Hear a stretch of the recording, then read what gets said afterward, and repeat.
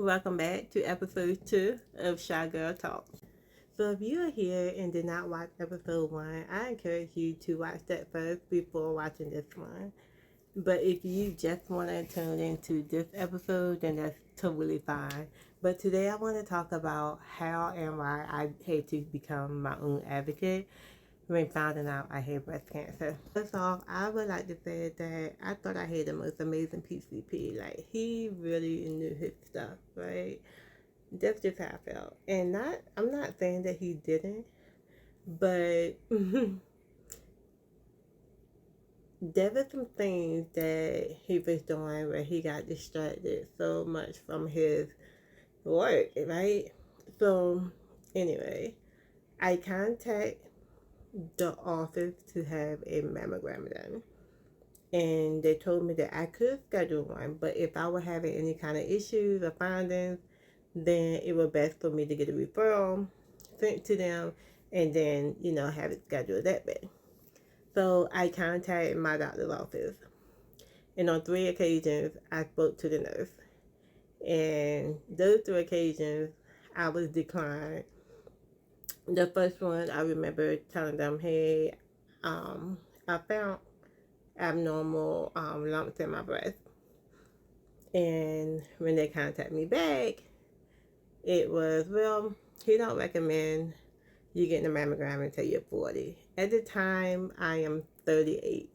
So he really wanted me to wait 2 years before checking to see if anything at all was wrong, right? So I contacted them back and I was like, well, I have family history of cancer, I want to be sure that everything is okay. So that goes on again saying that, he don't recommend it.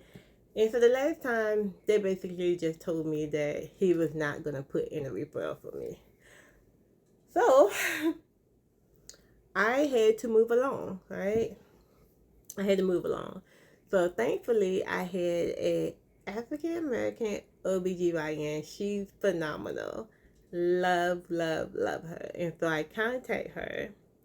And I remember I was in Atlanta and I talked to her and she was like, sure, we're going to get you in when you coming back.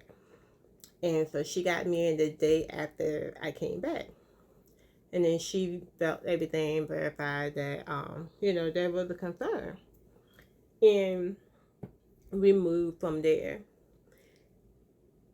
Moving along, I realized that we have to really, really pay attention. And so we really have to really pay attention to our bodies and speak up, get the tests we need so that we can have some reassurance or so that we can start with early treatment, if needed. So after I got the ball rolling and the appointments were flowing in, I received a memo around June. Just so happened, my PCP was sidetracked and being used by the devil. And I say that because there were charges being brought against him for child pornography. And so when I said that he was distracted, I began to learn that so many people that was in his care was getting denied or being refused for certain care that they were requesting.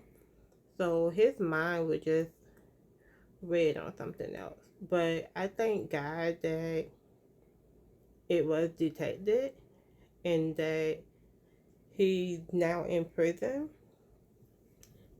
and that I just hope that no one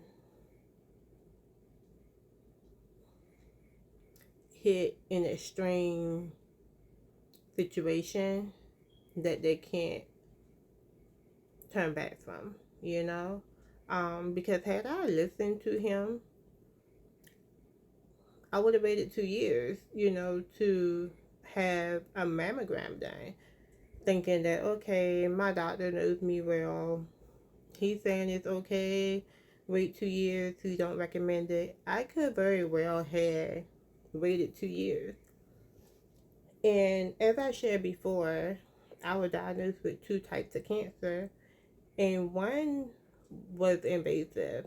And thank God it has not begun to spread before I had my surgery. But 2 years, I could be sharing a different story. So I encourage everybody that's watching to just please share this with someone that you know that been going through things, or just feeling like they have abnormal things going on in their body, their breath, or just any matter whatsoever. To definitely be your own advocate. Stand up for yourself. If one doctor won't check out, go somewhere else.